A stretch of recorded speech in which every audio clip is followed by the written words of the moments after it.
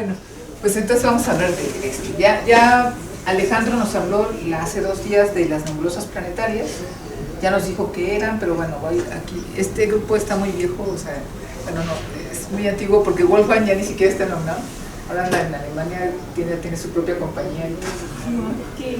Wolfgang Stephen ya tiene su compañía allá y hacen modelos y cosas 3D, etcétera, etcétera. Y estudiantes que han trabajado acá con nosotros haciendo modelos de los que vamos a ver ahorita. Y bueno, el contenido más o menos lo que vamos a ver es, bueno, las nebulosas planetarias y su importancia, qué es y cómo obtenemos su espectro, alta y baja resolución, ventajas de cada uno, resolución espectral, usos de un espectrógrafo de alta resolución, el análisis del perfil de una línea, el efecto Doppler, cómo nos afecta o qué información nos proporciona más bien, y cómo podemos investigar usando eso las propiedades cinemáticas de estos objetos, que son, como ven, muy bellos. Estas son imágenes, casi todas del Hubble, no todas, pero casi todas, y generalmente son usando 3 filtros diferentes, en 3 diferentes líneas.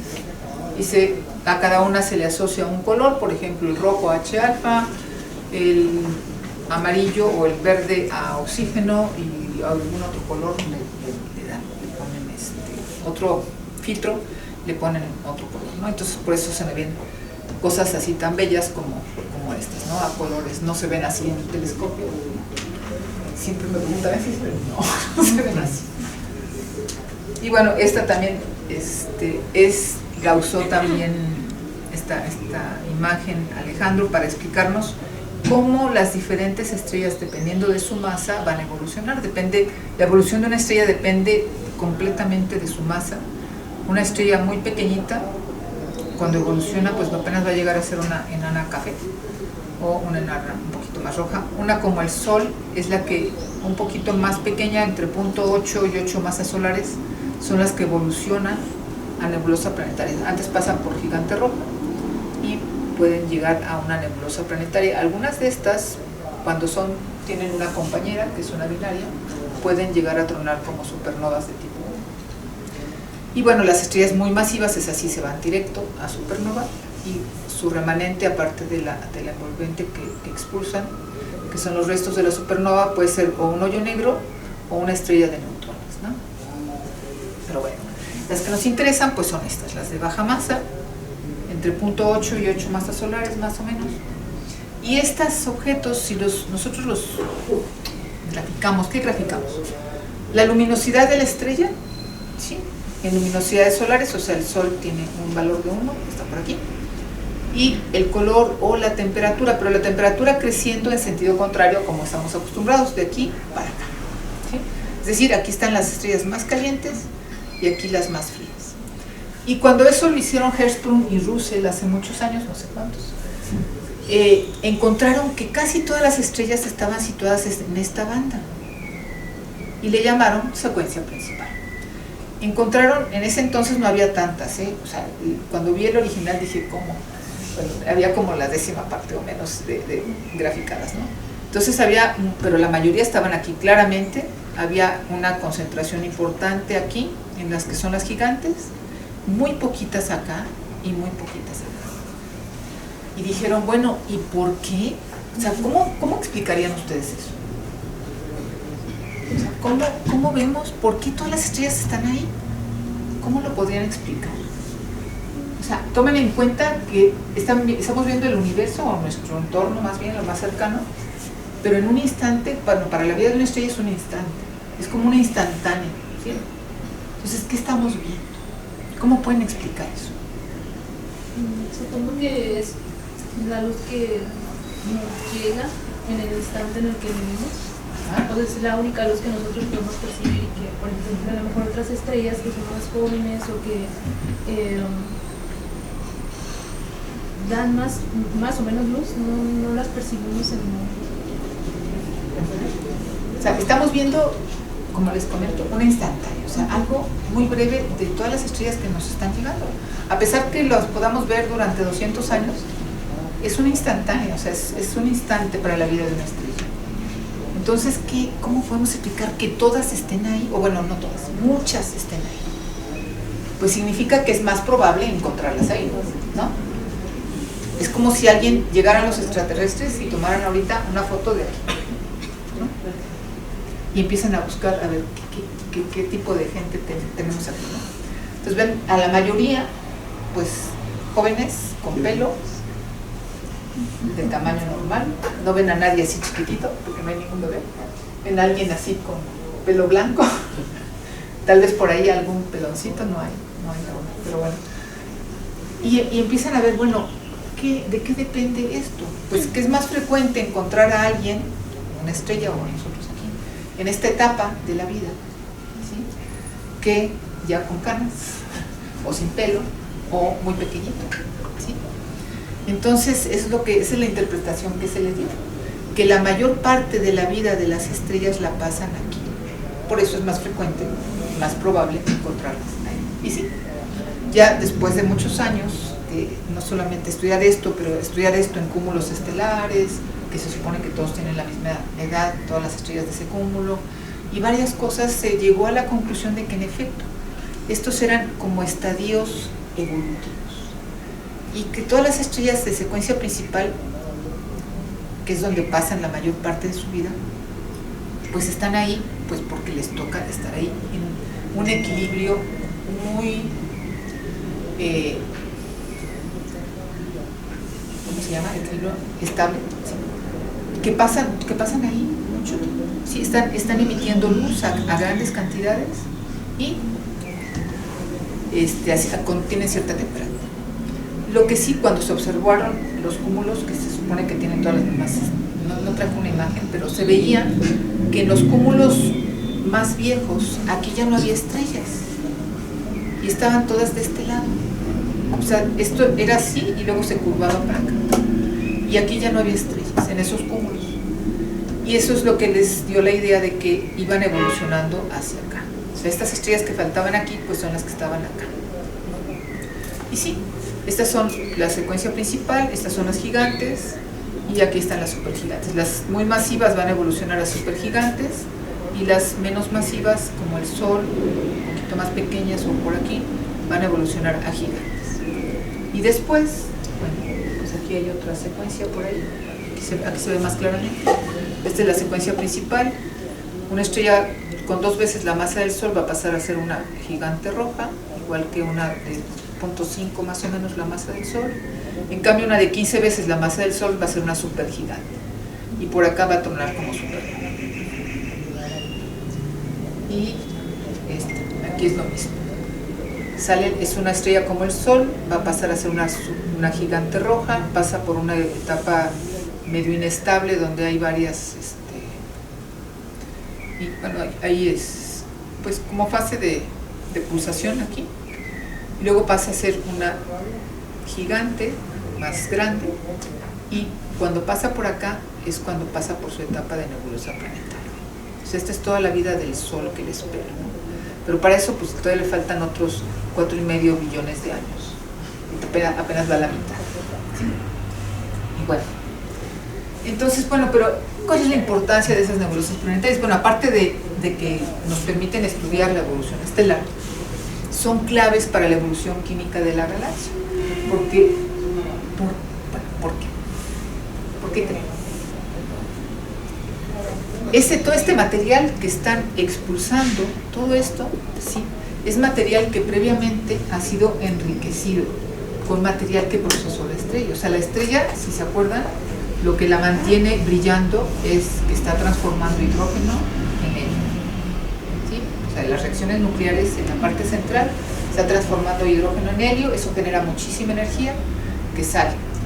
Y luego el hidrógeno lo puede convertir en carbono, en hidrógeno, en oxígeno, en otros elementos, ¿no? Y todos estos elementos, este material ya tiene un poquito más de elementos pesados, que le llamamos. O sea, no todo es hidrógeno y helio, sino tiene un poquito más de elementos pesados. Y cuando salen del objeto, y ya con los años esto se va a ir expandiendo y va a llegar un momento en que se pierde ya en el medio interestelar. Entonces va a ir enriqueciendo el medio interestelar. Igual las supernovas. Las supernovas además más violentamente, lo avientan mucho más lejos ese material y además más enriquecido todavía, o sea, de elementos todavía más pesados. Pero el problema es que las supernovas son muy poquitas. Las estrellas brillantes son muy poquitas, las muy masivas. Y en cambio estas hay un montón. Entonces eso ayuda a la evolución química de la galaxia y además realmente estudiar esto, todo este gas, pues son condiciones físicas que son, hasta hace poco eran imposibles de encontrar aquí en la Tierra. Son muy difíciles de llegar a estas densidades y estas temperaturas que se tienen en estas regiones. Entonces son verdaderos laboratorios donde podemos estudiar los procesos físicos y dinámicos ahí en ese plasma, ¿no? En realidad es plasma, es material ionizado. Y bueno, ¿cómo lo podemos estudiar? Pues bueno, como veíamos con Alejandro, podemos obtener qué tanto emiten ciertos colores en ciertas longitudes de onda, pero lo más eficiente es obtener su espectro. O sea, ¿eh? Una imagen dice más que 1000 palabras y un espectro dice más que 1000 imágenes. ¿Por qué? Porque nos dice cuánto emite en cada longitud. ¿Y cómo lo obtenemos? Pues con un prisma, hacemos pasar la luz de una estrella y obtenemos el espectro. Una estrella, lo que obtenemos es un continuo y unas líneas de absorción. A ver si tengo una. Sí. Estas líneas que son producidas en la atmósfera de la estrella. O sea, la estrella emite todo un continuo, ¿sí? En todos los colores, digamos, en toda la longitud de onda, pero en la atmósfera los átomos que están presentes ahí absorben ciertos fotones con cierta energía, bien precisa, dependiendo de qué tipo de elemento está ahí, de la temperatura, de varias cosas, ¿no? Y nos produce este tipo de espectro una estrella. Pero la nebulosa tiene un espectro bien peculiar. El espectro de una nebulosa es así, casi no tiene continuo, y en cambio tiene unas líneas de emisión súper fuertes. Es lo que observamos. Y bueno, ¿de dónde vienen estas líneas de emisión? Estas se le llaman líneas de recombinación del hidrógeno. Este es H-alfa, ahorita vemos que son H-beta, H-gamma, son líneas de hidrógeno. Y estas líneas, que oxígeno tercero entre corchetes y azufre 2 y nitrógeno y no sé qué, estas se llaman líneas colisionales, todas estas, ¿sí? Y nos dan información, ambas, todas estas, de la temperatura y de la densidad del gas. Bueno, temperatura y densidad electrónica, pero muy aproximadamente. Este es el átomo de hidrógeno. Bueno, son los niveles de energía del átomo de hidrógeno, los niveles en los cuales puede estar el electrón, ¿no? Entonces este es el nivel base, el primer nivel, el segundo, el 2, el 3, el 4, etc. Y las líneas que se producen, ¿cómo se produce una línea? Cuando el electrón pasa de un nivel a otro, se tiene que deshacer de cierta energía. De la energía, ¿cuánta energía? Pues exactamente la diferencia de este nivel a este, para poder pasar de aquí a acá. Y eso me produce una línea que se llama H-alfa, que está en 656.3 nanómetros, o 6.563. H-beta viene del 4 al 2 y está en 486 nanómetros. H-gamma, H-delta, etc. O sea, del 3 al 2 son transiciones del 3 al 2, del 4 al 2, del 5 al 3, etc. ¿Estas por qué son importantes? Pues porque son las únicas que caen en el visible. Estas, las de Lyman, son todas las transiciones al nivel 1 y están en la región ultravioleta, y las de Paschen, Brackett, etcétera, están en el infrarrojo. Entonces las únicas que caen en el visible son estas, por eso pues nos interesa.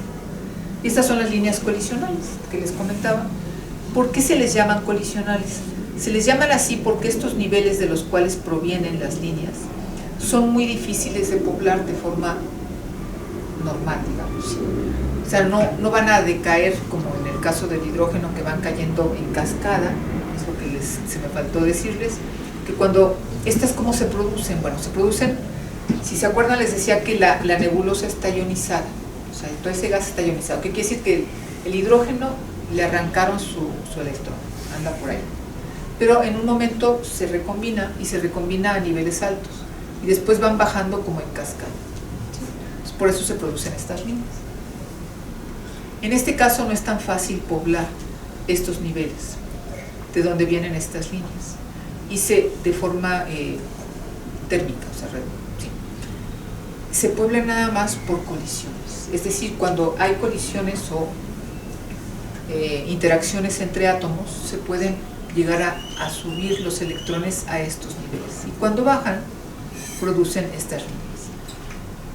Se les llama prohibidas por eso, porque es muy difícil hacer esto y además tardan en producir la transición. Tardan un cierto tiempo, cada una depende de la transición, tiene cierto tiempo característico, tardan un poco, pero no deben de tardar demasiado para que no vuelva a haber otra colisión y entonces por colisión se desexcita.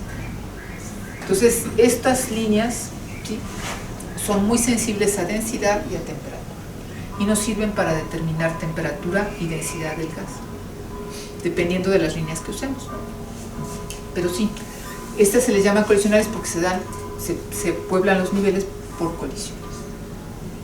¿No? Y esas densidades tan peculiares, que son como de 10 a la 4, entre 10 a la 4 y 10 a la 5 electrones por centímetro cúbico, o átomos por centímetro cúbico, son densidades que se ven en estas nebulosas, 10 a la 4, 10 a la 5. Aquí, o sea, para comparación, aquí en este cuarto, el aire, ¿qué densidad tiene?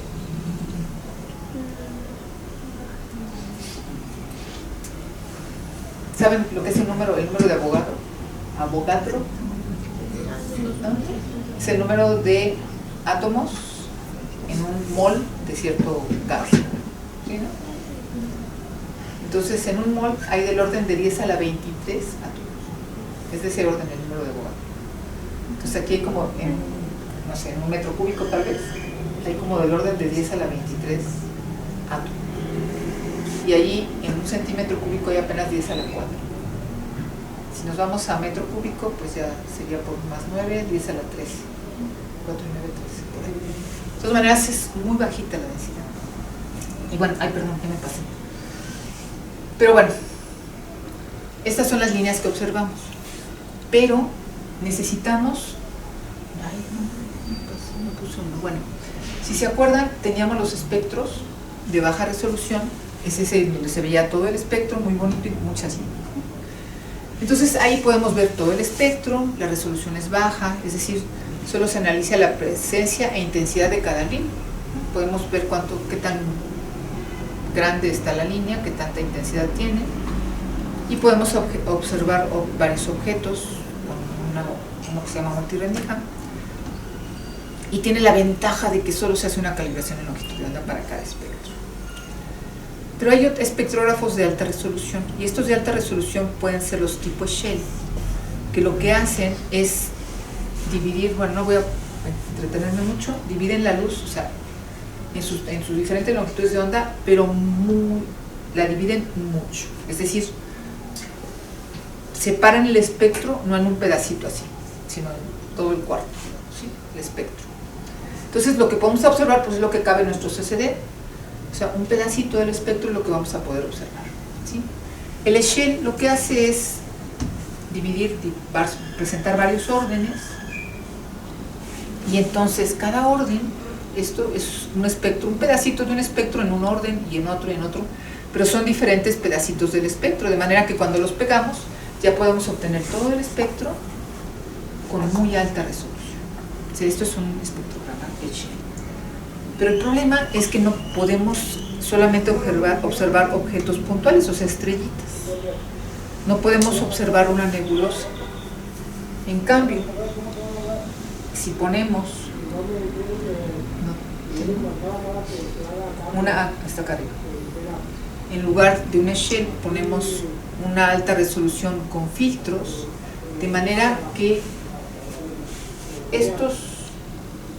todos estos órdenes que vemos que están como encimados, si pusiéramos, esto es una estrella nada más, si pusiéramos algo, la rendijita es como de este tamaño, ¿no? O sea, si suponemos que la estrella está centrada, pues cuando mucho es de aquí a aquí la rendija, ¿no? Y ahí en medio está la estrella. Y por eso podemos ver todos estos pedacitos de espectro. Pero si pusiéramos una rendija más larga, pues todo esto quedaría encimado, ¿no?, uno con otro. entonces lo que hacemos es poner un filtro que nos corte muchos órdenes y solamente nos deje ver uno de los pedacitos, pero a lo largo de toda la rendija. Y eso es el espectrógrafo, el MESCAL, Manchester Shell Spectrometer, del Observatorio de San Pedro Mártir. Este es el artículo donde lo describen. Este es un diagrama donde se puede ver cómo está hecho. No me quiero detener mucho. Le dicen de cariño MESCAL. Y bueno, aquí entra la luz. Tiene muchas ventajas este espectrógrafo. Aquí se tiene una rueda que permite que entre la rendija, un long slit, o una mascarilla con varias rendijitas y multi-slit. Aquí tiene el filtro de interferencia, o sea que nos deja pasar nada más OH alfa o oxígeno tercero, lo que queramos observar, ¿no? El pedacito de espectro que queramos observar, y luego lo manda al espectrógrafo. Aquí está el grisma que también puede entrar o salir, de manera que si no lo ponemos podemos ver la imagen directa a través del filtro que le pongamos aquí, o bien podemos ver el espectro. Entonces nos permite, esta es su foto, ese es el MESCAL, nos da la posibilidad de observar como cámara en diferentes filtros, ya sea usando H alfa o oxígeno tercero, en donde queramos observar, o bien también nos permite poner la rendija ahí encima, o sea, observar el espectro y ver dónde va a quedar la rendija. La rendija es por donde va a pasar la luz, y esa luz que va a pasar por esa rendija es la que vamos a llevar, solamente esa, al espectro. Todo lo que pasa por esa rendijita. Entonces ahí está la rendija, ¿sí la ven? Y el objeto ahí encima. Entonces nos permite saber exactamente dónde va a quedar la rendija, porque no es lo mismo el espectro que voy a obtener aquí que si yo pusiera la rendija de este lado. Y nos permite también, además de obtener el espectro, pues obtener el espectro de una lámpara de calibración. Esta es una lámpara, que en este caso es, creo que todavía, bueno, de algún elemento, y que sabemos exactamente cada una de estas líneas a qué longitud de onda corresponde. Entonces ya con eso podemos decirle, mira, esta es tal, esta está en tal, esta está en, no sé, 6480, esta está en 6485, 6490, y así. Le vamos diciendo qué longitud de onda tiene cada una de las líneas, y de esa forma podemos transformar el número de píxel que tenemos aquí a longitud de onda. Hacemos un ajuste de alguna curva y ya pasamos a longitud de onda. Y entonces ya podemos obtener el espectro, pero lo que vamos a ver va a ser un pedacito de espectro, pero así como estirado, ¿sí?, en todo el CCD. Estamos viendo aquí, esto es H alfa y los dos nitrógenos. Nada más, o sea, este es 65-63, 65-84 y 65-48. O sea, de 6540 a 6600, cuando mucho, llega este espectro. O sea, esos son como 20-30 angstroms en todo el área del CCD, digamos, ¿sí? Y si ven, lo curioso, esto es H alfa, pero a lo largo de toda la rendija, ¿sí? Estamos viendo H alfa a lo largo de toda la rendija que pusimos. Es decir, vemos la parte de la nebulosa, vemos el objeto central, que si ven, si ese sí tiene continuo, ahí se ve la emisión de continuo, y la emisión en línea de la nebulosa, arriba y abajo. Pero si se dan cuenta, esta línea está un poquito más hacia acá que esta, ¿no? No siguen una línea, la misma, no están en la misma posición, esta y esta, están un poquito desfasadas, ¿no? Igual esta respecto a esta. Esta aún, si ven, tiene aquí muchas manchitas que son cósmicos, no está calibrada en longitud de onda, porque esta es una longitud de onda más grande que esta, tendría que estar al revés, y esto no está limpio, o sea, este es un espectro crudo, tal cual se ve. Y hay que hacerle todo un proceso de limpieza de cósmicos, de quitarle el bias y de, sobre todo, calibrar en longitud de onda. Entonces, una vez que ya hicimos todo eso, obtenemos algo muy parecido, pero ya aquí es longitud de onda. Aquí si ven, la más brillante ya está de este lado. Si ven esta cosita que estaba de este lado, miren para allá, aparecía de este lado, ahora sí está del otro. O sea, ya está calibrado en longitud de onda. Me voy a salir aquí para mostrarles que sí se puede.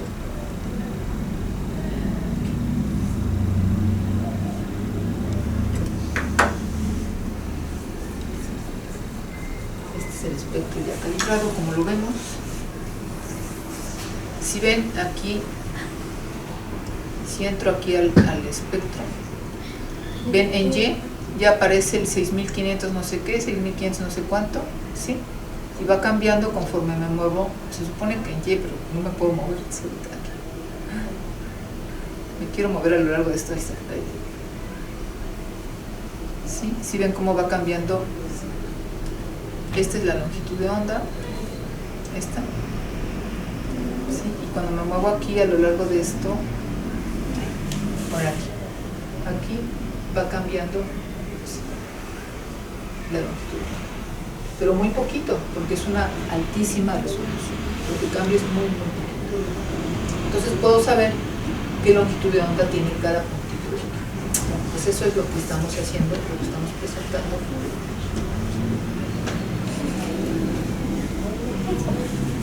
Para que me creyeran que sí estaba en longitud. Ahora no quiero ya. Bueno, entonces ya obtenemos algo así, ¿sí? Ese es el perfil de la línea en 6583, pero miren, esto es la emisión de esta parte. Esto es la emisión de esta parte. Y el que esté corrida, ¿qué quiere decir? ¿Qué se les ocurre? Que esté una para allá y otra para acá. Esta parte está un poco más hacia para este lado está el rojo y para este lado está el azul. O sea, longitudes de onda más hacia el azul y más hacia el rojo. ¿Han oído del efecto Doppler? ¿No? ¿Me lo juran que no? Sí y no. Bueno, el efecto Doppler es cuando oyen una ambulancia que viene así, no sé si han notado, que se oye en un tono cuando se acerca y en otro cambia luego cuando se aleja. Cambia el tono del sonido. Eso es por efecto Doppler. O sea, las ondas cuando se están acercando, pues imagínense, a ver qué traigo aquí de efecto Doppler. Yo traía algo, pero déjame saltarme esto. Ahí está. Vean, ahí están las ondas. Si se acercan, están más cerquita una de otra, ¿sí? Entonces vemos, o escuchamos, perdón, un sonido más agudo. En cambio, cuando se aleja, se están separando más las ondas unas de otras, y por eso lo escuchamos más grave, ¿sí? Pues Doppler fue el que se puso. Ahí va. Escuchen. ¿Qué cacho?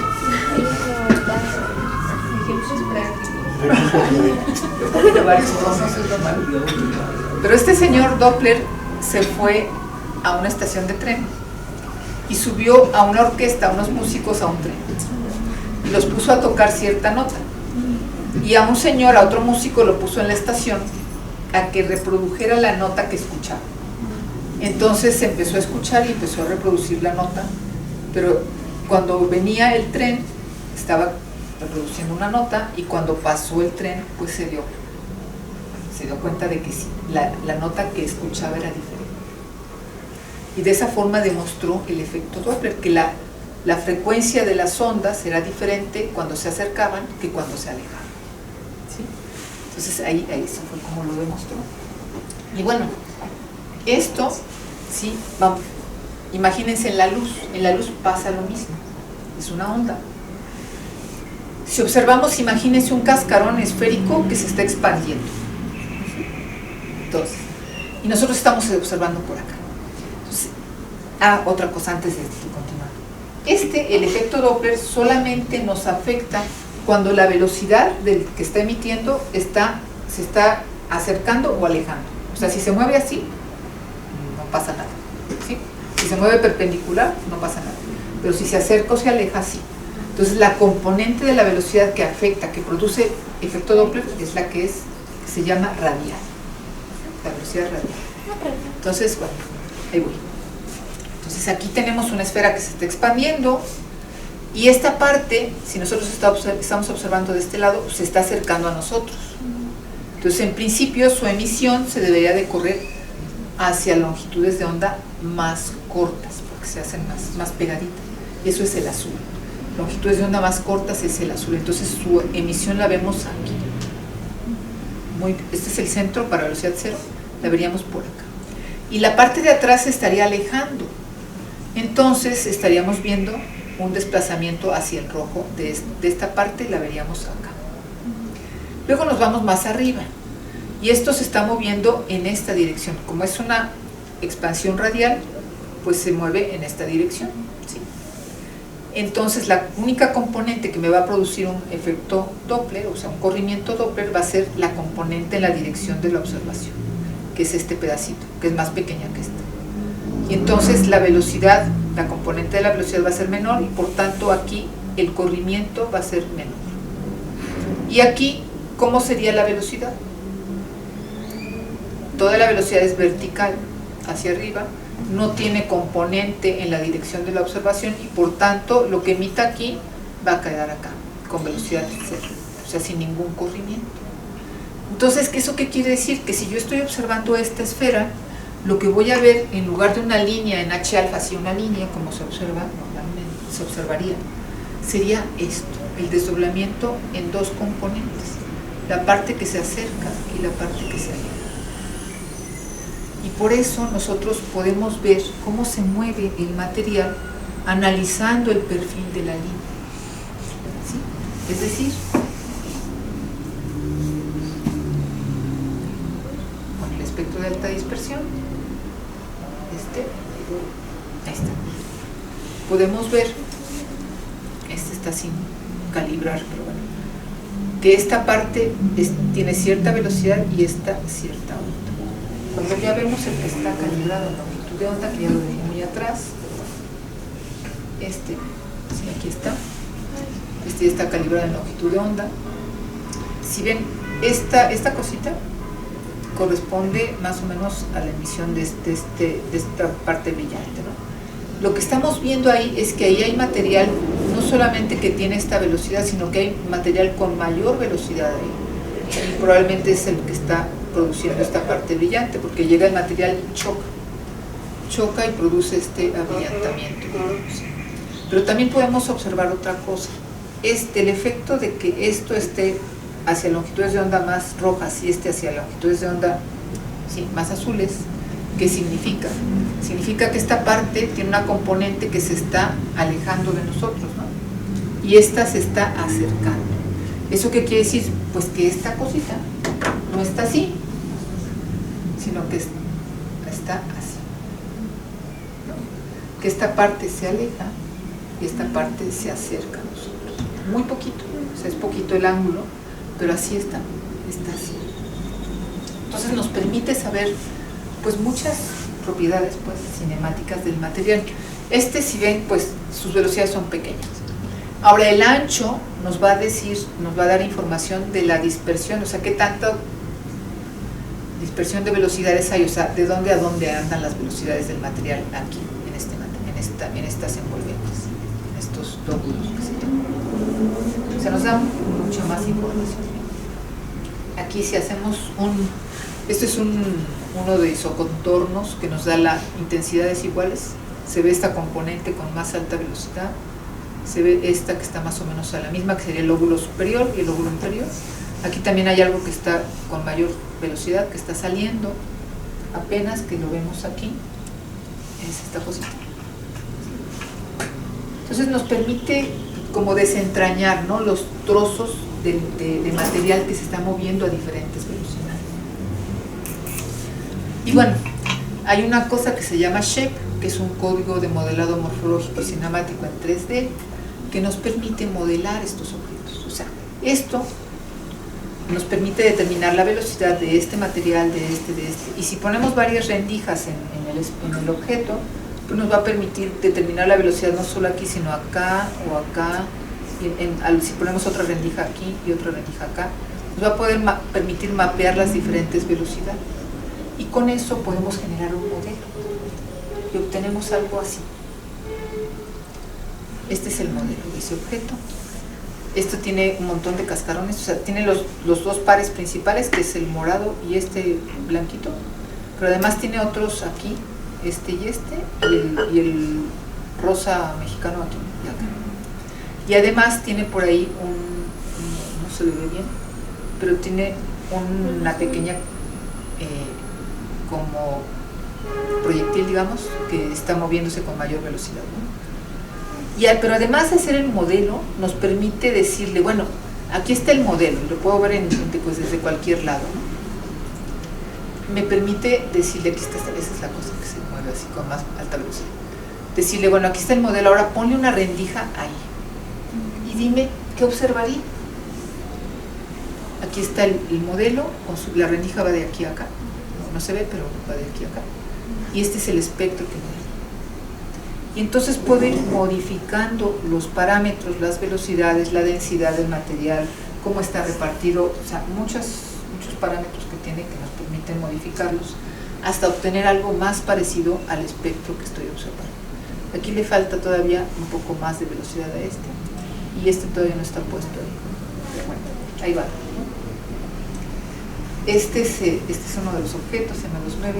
Entonces, este nos permite determinar la velocidad del gas en todas las regiones, ¿sí? La dispersión de velocidades, que es lo que les decía, por el ancho de la línea, nos permite identificar diferentes componentes del gas, que no es posible observar directamente. O sea, nosotros vemos, el objeto, ¿dónde está el objeto? Ahí está. Lo vemos así, precioso, vemos que sí tiene como dos pares de lóbulos, y uno central, y vemos esto, pero no sabemos que esto tiene mayor velocidad que lo demás.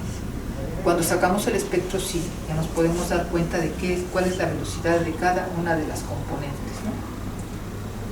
Y bueno, nos permite determinar la existencia de choques en la nebulosa, tiene un perfil muy característico. Este es otro ejemplo de Riaquari. Este es una simbiótica, este es un sistema binario. Aquí en el centro, que está, si ven, totalmente saturado, en el centro hay una binaria, o sea, lo vemos como una sola estrella, o sea, no se puede resolver desde aquí. Ya hay un telescopio que ya lo alcanzaron a resolver la binaria, porque esta es la simbiótica más cercana aquí a nosotros. Ya se alcanzó a resolver, pero pues es un telescopio de 10 metros, creo, no de 8 y algo. Pero bueno, la ventaja de este espectrógrafo es que nos permite poner rendijas en la dirección que nosotros queramos y donde nosotros queramos. Entonces puede ser esta, como queramos ponerla. O sea, podemos moverla y ajustarla dependiendo de la geometría del objeto. Y ya con eso, pues obtener muchos espectros. Este es uno, este es el de la rendija 1, este es el de la rendija 3. Esta pasa por el objeto central, si ven, está el continuo del objeto súper saturado. Y nada más era para ver estas cositas que tiene ahí abajo, que es esto de aquí, es la rendija. Esta es la 1 que pasa por aquí. Y si ven, nos permite pues ver, esta es la parte esa brillante, pero tiene estas tres, no sé si alcanzan a ver que parece una X aquí. Bueno, eso se debe, es estas tres componentes y las mismas tres aquí. Bueno, estas que producen una como X se deben a los lóbulos que este objeto no es esto. Esto en realidad es la intersección de dos lóbulos, como un reloj de arena. Y como lo vemos medio inclinado, entonces por eso se ve esto, como óvalo. El modelo ya, más o menos, es